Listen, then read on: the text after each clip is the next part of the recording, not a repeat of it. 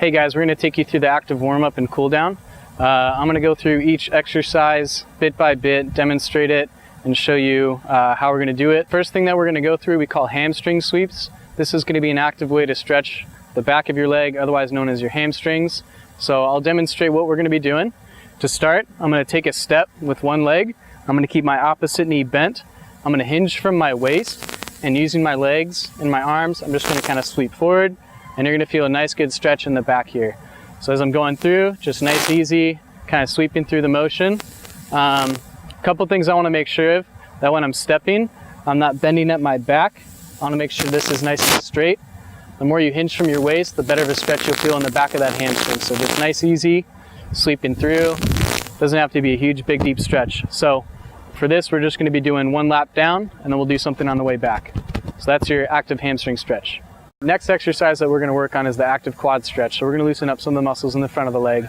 Coming from the hamstring stretch, what we're going to do is you're going to take a step with one leg. You're going to grab your opposite leg with your hand, and with your right arm, you're going to reach up, and you're going to feel a nice comfortable pull in the front of your leg here.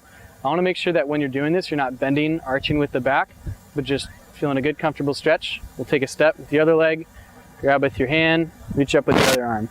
So this is going to be an active way to stretch the front of those legs, which are going to get really tight, and you're also going to feel a good comfortable stretch in the hip flexor. So we're just walking through like that, and that's your active quad stretch. The next thing that we're going to work on is the side lunge with the ankle mobilization. So what we're doing from here, I'm going to take a side step. It doesn't have to be terribly far, but I'm going to lunge with this leg. I want to make sure my front knee here isn't going in front of my toes, but I'm sticking the butt back. So as I step, I'm sitting the butt back. I'm feeling a nice comfortable stretch in the side of the leg. Once I feel a good stretch, I want to try and stretch out the ankle as well. So from here, I can even place my hands down. I'm going to lunge forward on it to feel a good stretch here. I'm going to come back up, bring my feet together, and we're just going to keep rolling like that. So I take a step, I lean into it. From here, I put my hands down, stretch the ankle, come back up, keep rolling out like that. So this is the active adductor stretch and ankle stretch. That we're going to work on is going to be called groiners. So this is to loosen up some of the muscles on the inside of the leg here. So I'm going to take a step. I'm going to do almost a half squat, sit my butt down and back. From here, I'm going to use my elbows to actually prop my legs open. And when I do that, I'm going to feel a stretch closer to the groin, similar to a butterfly stretch. I'm going to take a step up and do it again. So I'm taking a half squat, pushing my knees out wide, feeling a stretch in the groin, and just walking through. So when we do this one, we're going to be going down and back facing the same direction. And these are groiners. All right, the next exercise that we're going to work on is going to be a stretch for your glutes.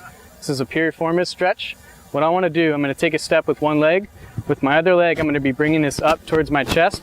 So I'm going to grab my knee, pull up towards me. I'm going to feel a comfortable stretch in the glute. From there, I take a step down, and then I'll do the same thing with my opposite leg.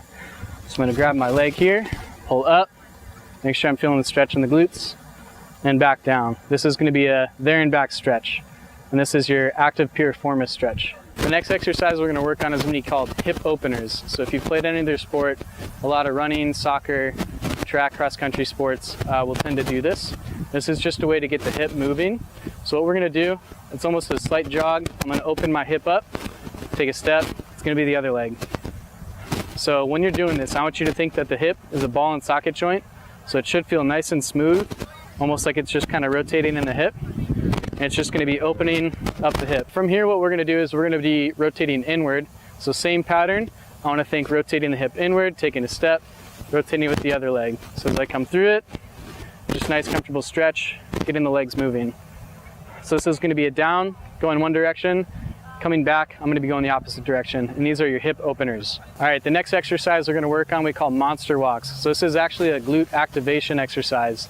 What we're doing, I'm doing a partial squat, so I'm sitting the hips down and back. From here, I'm going to take a small step to my right. When I do that, I want to make sure my knees are behind my toes, my butt's back, and my chest is tall. So as I come through here, I should feel the glutes working. Should be no pain in the knees, the back, the foot and ankle. Another thing I want to focus on is making sure both my feet are nice and straight. So I want to make sure my feet aren't opened up, but they're squared off.